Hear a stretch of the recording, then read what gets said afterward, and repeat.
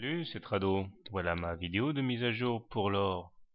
Petite victoire aujourd'hui pour les haussiers, puisqu'au-delà du gain significatif de 0,83% auquel on assiste sur les futurs, nous avons surtout ici passé en clôture la moyenne mobile à 7 séances, et ça c'est pas mal. Malheureusement, on a manqué de conviction et à l'arrivée contre la moyenne mobile à 20 séances, eh bien, les rats ont coûté le navire et on a reflué. C'est dommage parce qu'on était plutôt bien lancé et il semble que l'oblique noir ici de moyen terme soutiennent bien les cours. Les indicateurs techniques sont en situation de rémission puisque le stochastique passe son signal à la hausse. Le momentum est à deux doigts de basculer positif, même s'il est toujours négatif.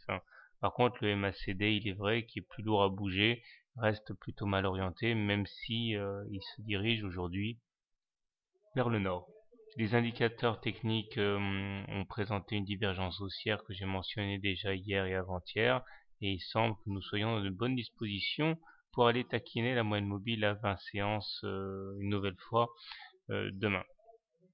Il demeure que la tendance à court terme est quand même négative, il ne faut pas se voiler la face, puisque nous sommes en dessous de la moyenne mobile à 20 séances qui est décroissante, et que nous avons toujours cette fourchette d'onde rouge ici, qui capte les cours.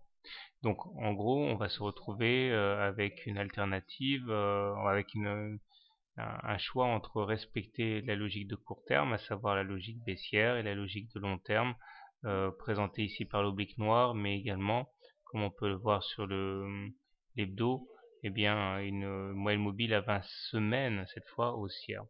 On va voir si c'est la queue qui remue le chien ou l'inverse. Alors, comment trader l'or demain?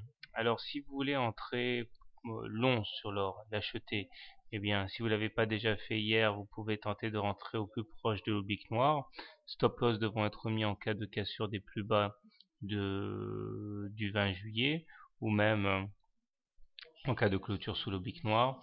Objectif en intraday, aller chercher la M20, et pourquoi pas, si on a beaucoup de chances, casser en swing trading la fourchette d'Andros rouge. Si maintenant vous êtes baissier, vous avez une opportunité de short sur cassure de la M20, stop loss en cas de clôture au-dessus de la M20, objectif retour sur la Bollinger inférieure ou même l'oblique noir en intraday. Voilà, personnellement je suis plutôt favorable à la hausse à très court terme, même si je me méfie de ce qui pourrait se passer au contact de la M20. Stop loss de rigueur naturellement. Bonne soirée, bon trade et à demain.